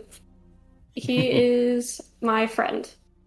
And Ethan, she'll point over to Kastor. That is a friend. So, don't worry about him. He's not a threat. And I, Kastor gets wide-eyed. and like, he'll kind of lose it. Can I roll an animal handling to just get very cuddly and friendly with it? Her? Him? Her? Him. Not right now. Him. I don't think it's a good idea. This is a 15-foot tall, 40-foot long, 17,000-pound animal. It is not a puppy. Kastor sees it as one. Bullshit, it is a puppy. Malachi, I'm here. Kiriki, are y'all leaving? Yeah. He'll walk out behind Aldora and Kastor, and he'll get out into the space, look around the world. What's the state of the terrain and like situation around us outside of this grove? Well, I don't think Castor's actually left yet. He was just looking through the entrance. Oh, okay. Yeah. Well, It was. I haven't Malachi's actually going to walk up behind him then and kind of gently push him on his back and say, "Now you take a step out." Give him a gentle nudge to move forward. I hesitate because I have never stepped out, so I kind of hesitate. Malachi, you step out. The terrain is about the same as you left it. It's just you got used to, I don't want to use the word healthy, but healthy grass. So Growth in general? Yeah. Out here, you're back to the world of the dead people, the barren. There's grass spots, but not a lot of, there's no such thing as lush grass out here, not really. Yeah. So there's grass out here, but there's mountains to the east that you guys had walked along to come up here, and that was to the south. And you know, at least I think you know, that west of you is water with a good bit of, there's some forestry out there, and it's not too dense, but it's decently dense. He takes in a deep breath, smells the shitty air. Yeah, just how we left it, I think. Mostly ruined and terrible. Wonderful. And he kind of hangs his head a little bit and steps over to be next to Andrak and Ethan. All right, Kiriki, you step out. Kastor. Now it's time to pick on you. So, as you go to step out, the door seems to close. Like green vinery grows over it quickly, and you all see that. But it also encases you. It seems to come up out of the ground almost in branches, and then quickly grow from there to be a dome over you. However, you're not alone in this dome. Oh, I made a rhyme. I didn't even mean to. That's pretty cool. So, inside this dome with you, there are two women. One of them, well, actually, they both have brown hair. And then one of them has like almost fruit and vegetables on her head in almost like a crown. And she's wearing a dress that goes all the way down, a tunic that clasps over the shoulder, and you can see she has a gold emblem that holds it together as a clasp. And she has very pale and smooth skin. She looks very beautiful. And the other woman looks a bit more wild. She has grass growing out of her hair. It is also long and brown. She has green eyes. She has kind of pointy features. And she has almost what looks like a leather armored corset around her, a green one. And then she has a green collar on. And then it almost looks like tattoos of vines that are also green growing up her legs and on her arms. And then little green, almost armored bracers around her wrists. And one of them I would say you recognize because you read her statue a few times. but she commonly goes by Demeter. And she's the one with the fruit around her head in almost a crown. And she says, Kastor, your time here in the grove means more than you could possibly imagine. And we, although we're not good at expressing it, are eternally grateful to you and your mother. I cannot give you your mother back, but I can promise you that she is happy where she is. And someday you will see her again, and you are going to be so proud to stand with her once more. I wish for you to come back when you're ready. You will unfortunately begin to age when you leave here. But should you decide to come back, you will cease your aging once more. I want to give you something. I want to give you a ring. And then she holds up from under her dress it looks like almost a silvery iron band, but it has what looks like forest carved into it, flowers, harvest, trees, stuff like that. And then there's a little green gem at the very top of it. And she says, this ring will help you live longer. Not time-wise, but hopefully it'll be able to save your life at least once or twice before you come back to us. As soon as the vines started forming, Kastor immediately realized and fell to his knee and bowed his head. The honor was all mine. There is no need for gifts, though I will gracefully accept it if you present it to me. Although I do not feel that I deserve it. You He see, keeps his head down the whole time. she cups under your face almost. It doesn't feel natural though. Like when somebody's not used to shaking hands and then they go to shake your hand, it almost seems like that kind of vibe. Like she's not used to actually touching people. And she raises your chin to look you in the eyes. And she says, please stand. I stand, but I'm like looking down. She looks at the woman beside her and she says, there is a great disconnect between us Olympians and the people we live with in this world. I wish to see that disconnect shortened. Kastor, you are our friend, and I, Demeter, goddess of the harvest, am yours. Your words humble me, my lady.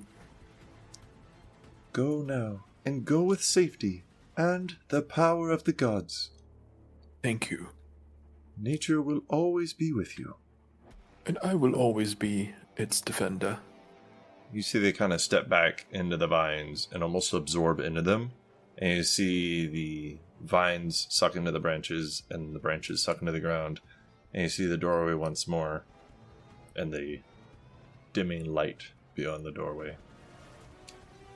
Did we see the vines grow up around him? Yeah.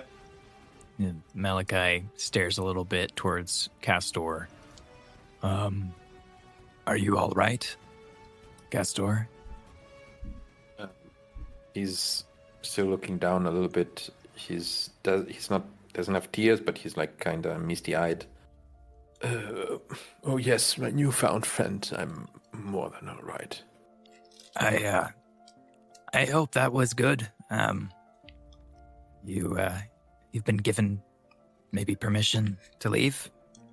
Yes, I have. I would be remiss to not inform you. The world beyond your grove is dire. It's desolate, inhabited by demons, and filled with death. You're gonna see some pretty horrifying things along the way. But I do believe after all we've learned and all the things that we've gained in this place, we're gonna have a very good chance of actually making a difference out here.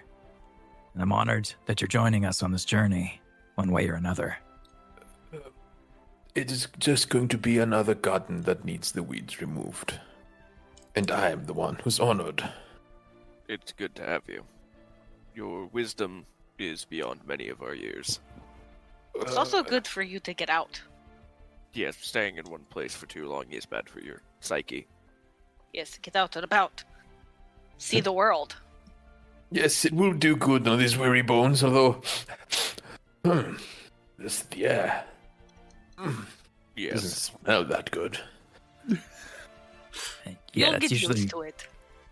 it's usually what accompanies, a place not actively always touched by the gods. Not everything is sunshine and roses, as it were.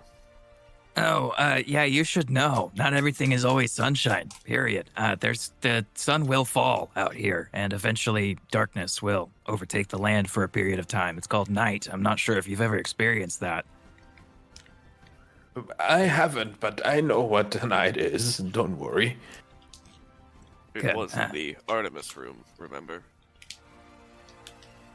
Uh, The moon. I don't remember that. Did Feels we like also we've- not experience a night on the other city that we went with the devil? You weren't there that long. Okay. You did too good of a job. You did it too fast. You sped run it.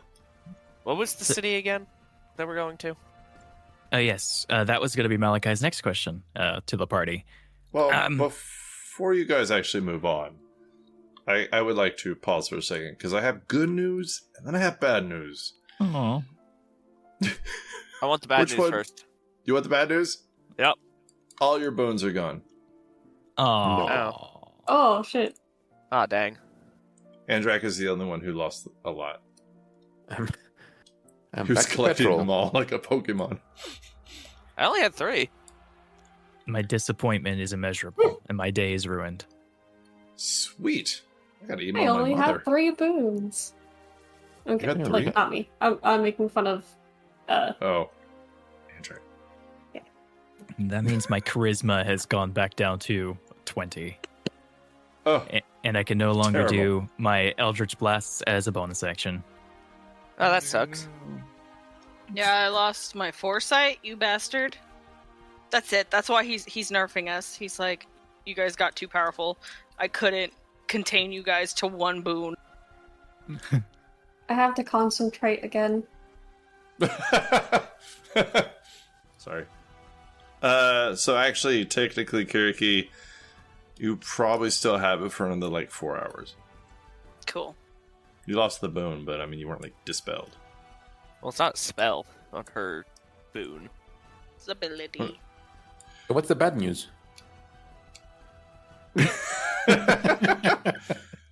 You're all level 11.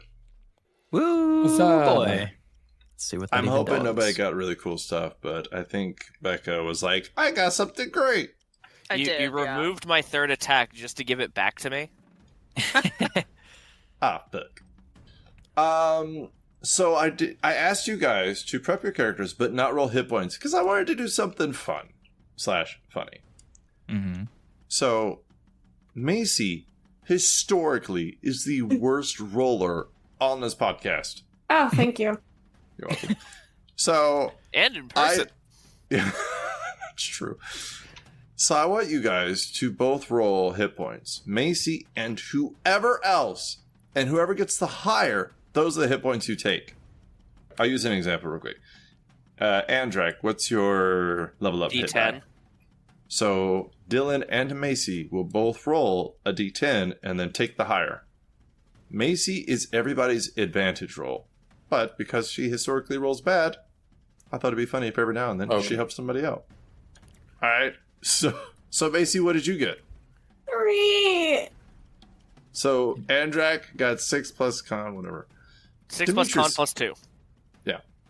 Demetrius, what is your hit die? I believe it's a D8. Alright. So Demetrius Right. and Macy, please roll a d8. Roll high, Macy. Wrong. Nice. Oh, it's better. But I rolled better. Hey! This is a mean joke. Demetrius, what'd you get? I rolled an 8. Don't worry, this happened at the convention too. It did. Macy, how'd you do? I got a 6. It's still above average, just for the record. Did you Yeah. get this idea after watching that? Yep. You mean? Sometimes. Becca, what's your hit die? 1d10. Oh, fuck.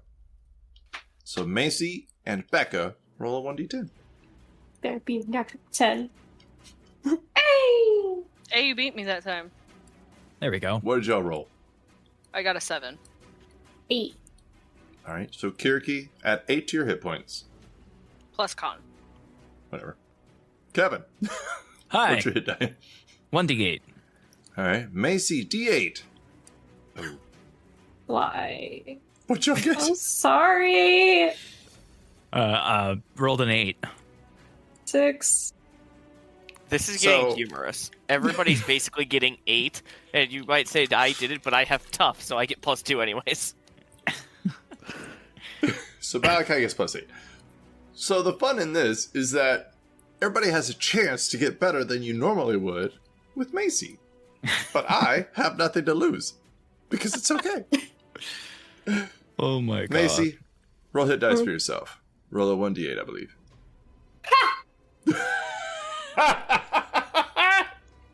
Nice. Thanks. Sorry. This is good, right? Everybody gets 8. That is good. That's Macy, good. what'd you roll? 8. All right. Let's talk about your characters. Level 11. Macy, did Aldora get anything cool? Destroy Undead. CR2. Ooh. The next time somebody runs into Neil, he's got some problems. Yeah. All right. Dylan, Andrak, level 11. What do we Extra get? attack. That's it? Extra attack times 3. Ooh. I attack 3 times per round now. So literally nothing changed. Except for now you can do it forever instead of just in the grove. Demetrius, Kastor, level 11. Anything fun? I gain 1 spell of 6th level Oh, shit. and an extra 4th level spell slot. 6th level. That's getting into some serious fucking spells. Yes, and I'm just pondering which one to take. Take the ones that don't matter. Is that a solid no? Yes, that would be a hard pass.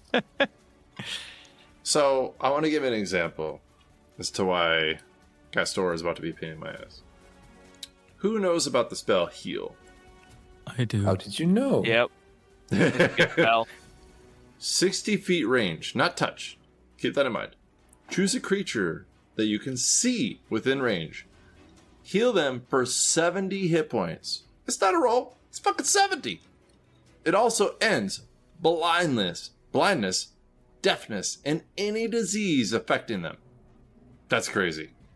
Yes, but also Sunbeam. Or flesh to stone. Is it? I don't see it in the... Oh, Is then that never it? mind. Don't look at it. Wait, you're talking I have a bigger pain on your ass. You're Called talking about the Windwalk. spell Heal? Yeah, Oh, I can get that. yeah, you can also get that. But What is, also, what is Windwalk?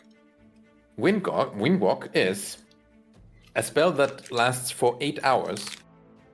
You and up to 10 willing creatures you can see within range assume a gaseous form for the duration, appearing as wisps of cloud. While in this cloud form, a creature has a flying speed of 300 feet and has resistance to damage from non-magical weapons. The only action the creature can take is dash or revert to its normal form. So for 8 hours, we can fly and go anywhere we want. Hell yeah.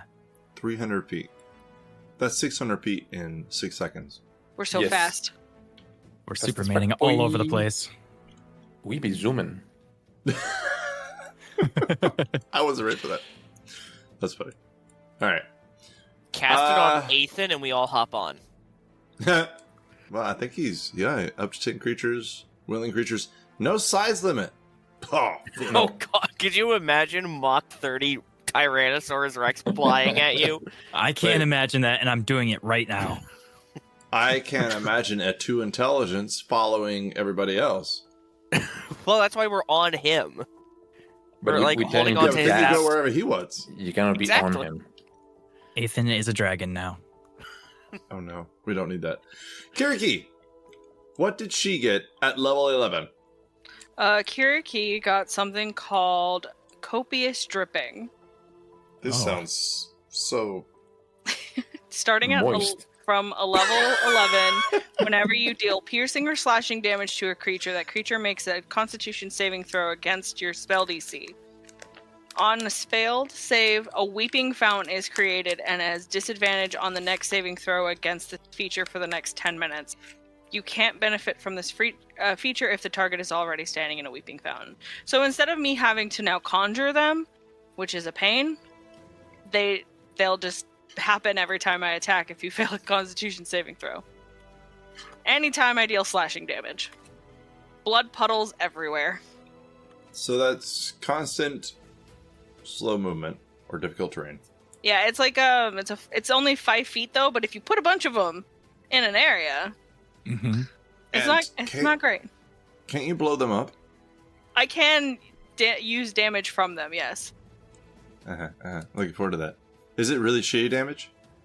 It is. We're looking for a yes. It is 5d10. That is so bad. Oh, wait, nope. The dice damage become 5d10. Necrotic. Oh no. All of a sudden, undead immune to necrotic pop up everywhere. Thank God that Aldora is still here, though. Ah, son of a bitch. Well, this is gonna be fun. Kevin, what did Malachi get? What is level 11 Hexblade Warlock? Ooh, did you multi-class? Rogue. Nope, I did not. Malachi gained a lot of magic shit. Notably, he gained a 3rd spell slot, which is very impressive for a warlock who has up to 10th level only had 2 to ever use. So I actually have 3 now, which is cool. He gained Mystic Arcanum at level 11, which is his once per day 6th level spell. I have chosen Circle of Death as my spell for that 6th level.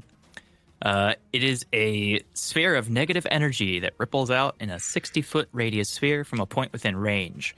Each creature in that area must make a Constitution saving throw or take 8d6 necrotic damage on a failed save, or half as much on a successful one. It's a big death nuke for big clusters of enemies whenever he needs that kind of thing. And then he also got another 5th level spell with his new spell slot, to which I have taken Planar Binding. With this spell, you attempt to bind a celestial, elemental, fey, or fiend to your service. The creature must be within range for the entire casting of the spell. At the completion of the casting, the target must make a charisma saving throw. On a failed save, it is bound to serve you for the duration. If the creature was summoned or created by another spell, the spell's duration is extended to match the duration of this spell. A bound creature must follow your instructions to the best of its ability, and yeah, there's a lot more flavor text there about all the rules around that, which will definitely come up whenever I use it. Uh-oh. Some of your demons are mine now, basically. Huh. I see this becoming a problem. No, it's fine. Well, I'm really glad you guys all got something. I don't like most of it, but good for you. I'm happy for you all. 5d10, huh? Damn. Yeah. Malachi's gonna die. Just don't stand in the puddles and you'll be fine. Don't stand in the puddle. She's just gonna leave everywhere. I actually have to point something out to Kevin. Hi. And I hate to do this, but I am obligated to. Mm-hmm. At level 11, you do get 3 beams for Eldritch Blast. Oh, cool. It didn't tell me that, but now I see it. Yes, there it is. Wow, wonderful. That would have been really cool if I could still do it as a bonus action. Well, what are you gonna do? I mean, you could always summon more demons back to the grove and then go back inside. Could you imagine 6 Eldritch Blasts per turn? I can. Sucks. Alright, guys. Go forth with your newfound powers. Rule the world. Minus the demons. We're here to save the world. That's what I said. Yeah, so Malachi looks at the group. I'm having a bit of a slip of memory. What's our next step? We received instructions, didn't we? At some point. There's a city that Ares is going to descend on and kill everything there. We were told to rescue who we could before he destroys the whole place. Oh. Where did you get that? In the grove. I don't remember that. If you You've remember, been hit on the head a number of times. if you remember during the time that you were looking through that chest, Malachi was at the Malachi was other end of the hall. All the way up back, yeah. Yeah. Andrak will pat him on the shoulder. You've been hit on the head a number of times. Yeah, that's true. Fair enough. So, to Heliki. Can we Yeah. compare maps and just know where we're going? Yeah. Cool. So looking at your map that you have, so you know, comparing them, that it's basically you would go back to Delphi, or you could go to Delphi anyways. It's that direction, and then you go south, and it's almost like a south-southwest from there. But from where you are now, because you guys actually didn't know exactly where you were until Aphrodite put it on the map that you are here with a little heart. Oh, that's where we are. Interesting. I guess, yeah, we should start heading out. Any ideas for how we're going to get across the water? I have one. Yeah, that's what I was fishing for. I didn't know if it was coming out now or not. Are we getting a boat? Oh, I mean, that would be probably the preferable option, but I don't know if we're going to find many boats just hanging around. What was your idea, Kastor? I would need a rest first, but I could transform us into something that is very good at traveling over water and at high speeds. That sounds concerning. I feel like a boat would be safer. Trust me, you will be light as air. Squint. Can we at least do it on a boat? If we go my way, we don't need a boat. I don't like this way then. You're not going to turn us into fish or something, are you? Oh no, that would be silly. roads. Squint. Where we're going, we don't need roads. Well, perhaps we make our way down to the shoreline at the very least, and maybe we can set up a camp along the shore. Wait for sun to fall. It doesn't look like it should be very long now, and we could call it a night and then set out early in the morn. That would be probably a good idea. That way we can be prepared for the upcoming journey. Yes, looking down at the map, Malachi kind of looks over the distance they have to travel. I would imagine it's going to be several days of walking again, so definitely make sure that we have some rations, fresh water, stuff like that to keep our journey. We'll need to pay attention to that again. So you would want to find a boat then? You don't want my solution? Oh, we're not writing your solution off by any means. It's just we'll assess in the morning. Also, by the shore, we may be able to find a boat, and I don't know. I'm curious as to what your solution actually is. You've been kind of coy about it, old man. All right. I will tell you because I need to pray accordingly before I rest. I can turn us into a gaseous form that would allow us to travel very fast and above the water. A gaseous It's a little form. strange in the beginning how you feel, but yes. Basically a fast cloud. Well, I mean, I've been weirder things, I think. I'm fine with this. Sounds incredibly expedient of a solution. So rather than being turned to stone, we're going to be turned to air. Now look at Earth, that. Water and fire. I do believe it's the better of the two. It is, yes. Malachi gives a hearty pat on Andrak's shoulder. Say, look at that. You're marking off your list, and eventually you'll have succumbed to all of the elements, I'm sure. I'll become the Avatar. Yay. I don't know what that means. Is that some sort of hero? I've never heard of it. So I'm looking at the two maps, and one of them is we're going towards Delphi, correct? Yes. Okay, so it says to go here on the map up here, and that looks like where Delphi is. It's just like not far from Delphi.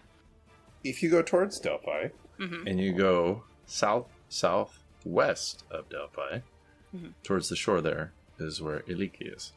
Got it. I don't want to rain on Kastor's parade, but I could probably get us to Delphi. But I mean, if you want to do the cloud thing, we could do that too. And how would you transport us there? Yeah, she's got a cool mask. Kiriki will tap her mask. I can teleport us. Completely forgot about that, Kiriki. Thank you for reminding us. And I've been to Delphi a few times, so I have it. Yeah. It'll be an easier projected. If it is a place I'm not familiar with, it might be a little spotty. Efficiency is all what it's about. I don't mind if we teleport instead of the gaseous form. No, I mean, you wanted to show off your cool spell. I would not want to dissuade you, but it is a timely manner, yes? And I don't think we have the time to walk. I do not have the need to show off. We will do your way. We will get the opportunity to use my spell at some point. I'm certain. And I'm sure. I can pray for a different kind of magic when we rest.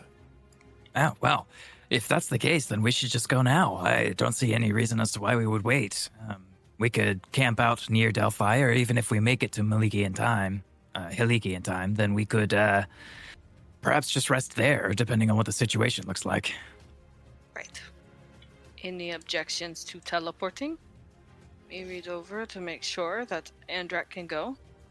Why can't Andrak go? Not Andrak, Ethan. Trying to make sure there's no restrictions. Fewer chances of ending up in front of a statue of Hades this time. 8 willing creatures, that's all it says. Oh, wait, actually. No, it's for objects. There's a size limit to objects. So I will say that Palace is going to raise her hand and then be like, I like all of you, but I actually, now that we've kind of finished, like a long time ago, what I was trying to do, I would like to go try to find my caravan that I was with and report back to the families and the wives of the men who died. So I'm actually gonna take off. You're gonna part ways? Yes. Oh, we hadn't got the chance to spar yet? Palace, you're going to break my heart. And Kiriki will walk over and give her this big ass bear hug. You can't be doing this to me. She smiles, and as you hug her, she's like, "Oh, I have only known you a short time, but I have a strong feeling you're gonna find your own fights. A lot. One with you would be great. For It me. wouldn't have to end with killing. It could just be for fun. I don't want to hurt you. Well, I don't want to hurt you either, but it is good sportsmanship to fight out sometimes. One day I will convince Andrak. I don't actually think it'd take much convincing. No.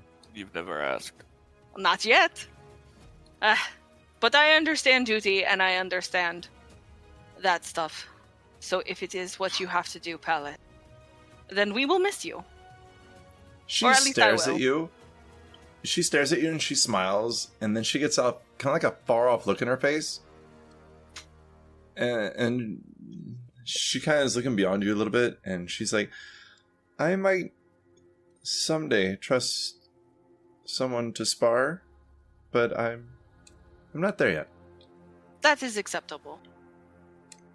You are all special people, and I hope you the best. And I will never forget any of you. Ever. Ever. It's Do you have been good a memory? It's been a great honor to travel with you. palace, and we greatly appreciate your assistance in this task and helping us get this far. Safe journeys. Be careful. The world is incredibly dangerous right now, and a person on their own is an easy target. Dora will hold out her hand to Palace to shake her hand. Please take care out there. She's going to look at your hand and then like run past it and give you a hug. Dora will, a little bit surprised, but she will hug back. I'll miss you. I will see you again when the world's a better place. That we will. God's willing. Take pride in the fact that you are probably the best offspring of Poseidon I've worked with. She gets like a frown look on her face. She's like, I've never really met a lot of them. You're the nicest one. Oh, And least egotistical. okay. She like smiles and she stands up straight and like gives you a salute. It's not a very good one, but He'll pat her on the shoulder and nod. He's not giving her a military salute. He's giving her a friendly shoulder pat. No need to salute. Friends don't do that. you're a good soldier and a good commander. I think. I'm pretty sure. I'll take it. Goodbye. Have a good travel. I'm very stealthy.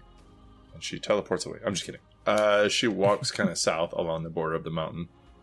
Watch out for land sharks. Wow. I'm very serious. We should watch out for land sharks. I don't know what that is, but it sounds terrifying. Sharks with legs. That can't be real. It's real. I've seen I it. have lived a long time and I've never seen it, nor heard of land shark. But I would be Shark with excited to see legs. one. Yeah, I wouldn't be right. against it. I feel like baby land sharks is not the thing we should be looking out for. More or less, demons that fly is probably more dangerous to us. No, you don't understand the danger of land sharks. What are sharks? You see, I have these really cool arrows that you can shoot in octopus form. Oh my god, you stop it right now. Stop trying to make shark arrows work, Dylan. It's never gonna happen. Shark arrows! No, they are like sharp fish. Big Imagine the ones. Kirikis of the water. Oh, that's so nice. That sounds horrifying. They do smell blood and fear. And I'm pretty sure Kiriki smells fear. No, I can't smell fear. I smell blood, but Oh. close. I mean, one and one usually go together. True. This is true. So yes, imagine a bunch of fish that act like Kiriki and hunt things. But bigger. And have lots of teeth. Yes. Way more teeth Make- than I do. Way more teeth, but you have swords to make up for that. True. They're also fish, so they're not smart. Fish. Fish. Fish. Well, if we're done talking about fish, Oh, we should Actually- go fishing. I was actually just kind of thinking about that. I've suddenly found that a bit We're near hungry. water. If you don't teleport, and yeah, you all do feel hunger now. Like you feel a little bit of cramping. But I know Andrak always has I do have rations. snacks. Yeah. So if you look at the map, you know that roughly 10 miles west of you would be the shoreline. So if you wanted to, there's a little bit of forest, kind of a barren area with hardly any grass, and then a slightly forested area again before the water. But you have probably an hour and a half to 2 hours before dusk, or before dark comes. And Which- I have this cool fire sword that we can cook the fish on. We wouldn't make it to the shoreline, right? Before In that dark. time? Yeah, before dark. Before dark? No. Yeah, I didn't think so. Well, I guess we can just eat rations. You can eat rations. Kiriki can eat Malachi. Whoa. Oh, that's true. You gotta find Kiriki food before she eats one of you. Malachi looks up to the sky. Well, judging from the position of the sun, we're probably not going to have much daylight left. If we're not going to teleport right away, then we should make a camp. Try to get something in our stomachs for the next day so that we don't starve to death. He looks over. Kiriki, how are you feeling, by the way? I ate in the grove not too long ago, but time passes differently there than here. We'll see. I will let you know. Okay, yeah, well, we'll try and find something for you to eat so that you don't wither away, as it were. Delphi Or is a eat one of us. coastal town. We could teleport there and then you can hunt for fish. Well, I mean, that would be good for us, but I don't think fish will do the job for you. Am I right? I can eat it. It's the balance of raw meat. Fish doesn't taste good, but I can eat it and it will tide me over. It just Sushi tastes- time. It's just real bad. Well, we happen to know that Delphi is mostly deserted anyways, so... Now. Well, yeah. So perhaps that is the best choice. It's also a bit more fortified there, and we might be able to dig around and find some more sugar in case something breathes on us once again. When they breathe, they are thought. Huh? Huh? I guess that would be the best way to do it. All right. Kiriki, if you would be so kind, I believe we should teleport to Delphine. Of course. Delphi, excuse me. I was thinking about the dragon. Lizard. Monster. The one you killed in its own home. Yeah, that one. Okay. Maybe the dragon's still there and we can eat it more. Oh Oh. no. That's Ew, when we probably get it long more. gross. Yeah. Raccoons. Did Ancient Greece have raccoons? Trash pandas. I thought raccoons were like a U.S. thing. Is it really? Actually, I'm not sure. Maybe we don't have raccoons. Do we have raccoons? Let's look it up. Damn. Not Like, I native didn't know- Greece. I just Wow. thought they were a North But- American thing. They are in Corfu. They're in Corfu, but they're invasive species. Yes, they are. Some asshole Yeah, we got- American dropped off raccoons in Corfu, and now they can't get back. This is the crawfish debacle of France again. All right. Marbled You're crawfish, teleporting everybody. to Delphi? Yeah. Onto Delphine's corpse and using it as a cushion. Boink. So, Kiriki, Yeah. you want to teleport to the Parthenon? Yeah. Nope. Ki- Nope. Kiriki's That's Athens. Sorry. You want to Kiriki teleport? is to the Apollo's temple. She's familiar with it. All right. So, seen casually. Mm-hmm. No, No. we were there. We fought in there. Kiriki, Seen when they casually? were very No, you keep familiar. No, not at all. Hmm. Okay. Very Kiriki's- familiar is a place you have been very often, and carefully studied. Does it seem like you've been there very often? I believe you said a few times. I have been there a few times. Seen casually. Okay. So Kiriki is going to put her hand onto Malachi's shoulder. Oh, we have to touch. I cannot just... And she'll like reach over and touch Andrak's shoulder. Alright, circle up. Group hug. I mean, if you want, but I'm not... That was Dylan, not Andrak. No. You Alright, started using your accent. okay. Teleporting to the Temple of Apollo. Yep. Roll the D100. 25. Why did I have to roll low on this one? I'm looking at the chart. Don't worry, I am on the spell. I had to make sure it was gonna all work. Uh-huh. Normally I'd roll real high. Uh-huh.